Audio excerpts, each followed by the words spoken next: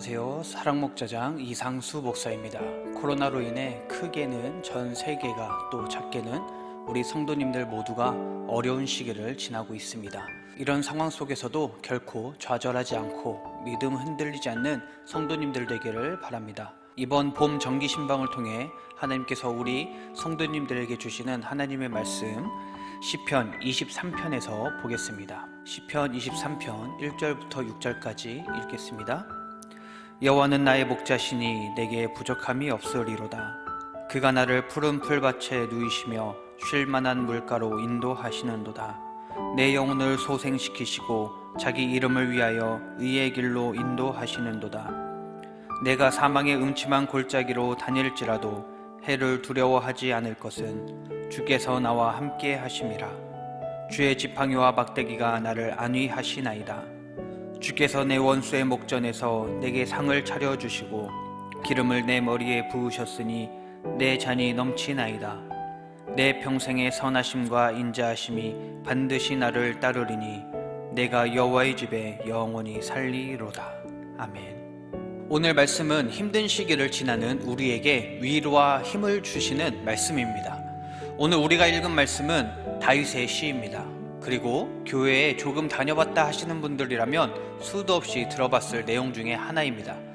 아마 1절 말씀은 다들 외우고 계시지 않을까 생각이 드는데요. 시편 23편이 기록된 시기를 학자들은 보통 두 가지로 이야기합니다. 첫 번째는 다윗이 인생의 말년에 과거를 되돌아보며 하나님이 자기를 어떻게 인도하셨는지를 생각하며 지은 시라고 합니다. 삶의 끝자락에서 자기의 수많은 어려웠던 순간들을 되새기고 그때마다 도우셨던 하나님을 찬양하는 것이죠. 두 번째는 다윗이 아들 압살롬에게 생명의 위협을 받으며 쫓기고 있을 때 지은 시라고 합니다. 삶에서 가장 힘들었을 순간에 하나님께서 도우실 것을 믿고 소망하며 찬양하는 것입니다. 다윗이 어떤 상황에서 이 시를 썼든지 우리에게 위로와 힘을 주시는 말씀임에는 변함이 없습니다. 1절 말씀을 보면 다윗의 고백이 나옵니다. 여호와는 나의 목자시니 내게 부족함이 없으리로다. 이 고백은 참 놀라운 고백입니다. 다윗이 삶의 마지막 부분에서 고백을 했든지 가장 힘들고 어려운 순간에 고백을 했든지 대단하고 놀라운 고백임은 부정할 수 없습니다. 우리도 때때로 이런 고백을 합니다. 여호와는 나의 목자이십니다. 하나님이 나의 구세주이십니다. 하나님이 나의 주인이십니다. 그런데 한번 우리 삶을 되돌아보시기 바랍니다. 과연 우리는 우리가 고백한 것처럼 하나님을 마주대하고 고백한 것처럼 살아갔는지 말입니다. 저 역시도 뒤돌아보면 그렇지 못했던 기억들이 참으로 많습니다. 우리는 입으로 너무 쉽게 여호와는 나의 목자십니다 이런 고백을 하지만 진정으로 하나님을 내 삶의 목자, 내 삶의 주인으로 모시고 살지 않을 때가 많은 것이 사실입니다. 다윗은 하나님이 자기의 목자이기 때문에 부족한 것이 없다고 말합니다. 그 이유는 양은 목자가 없으면 곧 죽음의 위기에 처하지만 목자가 있다면 모든 것이 채워지기 때문입니다. 우리도 예수님을 우리의 구세주로 목자로 섬기며 나아간다면 부족함이 없습니다. 그렇다면 목자 되시는 하나님께서 어떻게 해주시기에 부족함이 없다고 고백하는 것일까요? 2절과 3절을 보니 하나님께서 우리를 푸른 풀밭에 누이시고 쉴 만한 물가로 인도하시고 우리 영혼을 소생시키신다고 말씀합니다. 우리의 목자 되신 하나님은 우리를 광야에 홀로 내버려 두지 않으십니다. 수많은 맹수에게 우리를 내어주지 않으시고 우리를 인도하실 때 험한 길로 인도하지 않으십니다. 오히려 우리를 먹이시고 쉴 수 있는 곳으로 인도하시며 지친 우리의 영혼을 날마다 새롭게 하시고 일으키십니다. 그런데 우리의 모습과 삶을 보면 암담하기만 합니다. 육신은 병들고 정신적으로도 피곤합니다. 하루하루를 살아가며 상당한 스트레스를 받습니다. 경제적으로도 힘든 상황이 너무나 많습니다. 이 외에도 많은 어려움이 있습니다. 이런 모습을 볼 때마다 우리는 이 말씀을 의심할 수밖에 없습니다. 하나님께서 푸른 초장으로 인도하신다는데, 쉴만한 물가로 인도하신다는데, 우리 영혼을 소생시키신다는데 왜 이렇게 우리의 삶을 힘겨운가 말입니다. 시편 23편이 쓰인 상황이 두 가지라고 말씀드렸습니다. 다윗의 인생 말년에 이것을 기록했다면 아마 이런 상황일 것입니다. 삶의 마지막 장에서 뒤돌아보니 목숨의 위협도 있었고 전쟁도 많았고 배신도 있고 수많은 아픔과 고난이 있었지만 지금 보니 하나님께서는 그 모든 것들 가운데 함께 하셨고 나를 지금까지 인도하셨구나, 이런 고백이었을 것입니다. 또는 인생에 가장 힘들었을 자식에게서 목숨의 위협을 받는 상황 속에서는 내가 지금 고난 중에 있지만 하나님은 분명 나와 함께 하신다, 이 고난을 이기게 하시고 분명 푸른 풀밭으로 쉴 만한 물가로 인도하실 것이다, 이런 고백이었을 것입니다. 여기에서 중요한 것은 믿음입니다.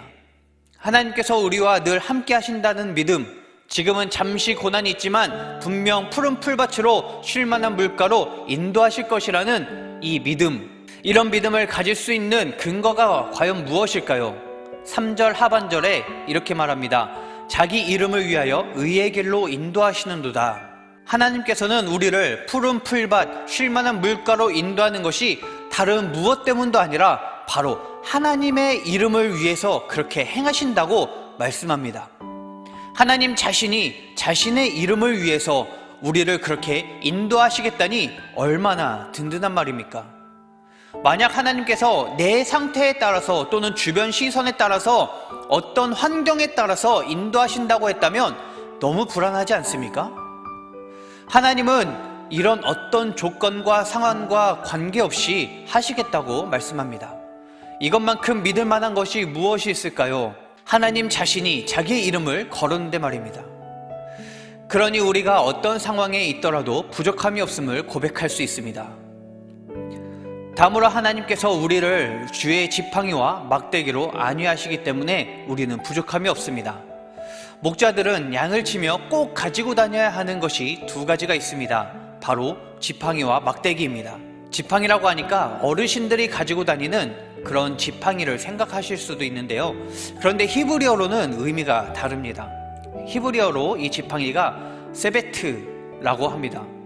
이 셰베트, 이 단어의 뜻은요, 막대기, 지팡이, 곤봉, 홀, 부족, 지파, 이런 여러 가지 뜻을 가집니다. 그래서요, 이 지팡이는 양들을 모으고 또 계수하고 사나운 맹수가 온다면 그들로부터 보호할 때, 그 맹수들을 잡을 때 사용하는 게 바로 이 지팡이입니다. 다음으로 막대기는 히브리어로 미쉐나라고 합니다. 뜻은 지지자, 지팡이, 막대기, 이런 뜻이죠. 그래서요, 막대기는 양이 어디로 가야 하는지 그 목표점을 알려주고요, 또 앞서 나가서요, 양들을 이끌고 잘못된 길로 가는 양들이 있다면 그들을 바른 길로 가도록 인도하는 것을 의미합니다. 하나님은 이렇게 우리를 안위하십니다. 세상으로부터 오는 수많은 고난과 아픔, 슬픔, 걱정, 근심이라는 이 맹수로부터 하나님은 지팡이를 들어 물리치심으로 우리를 보호하십니다.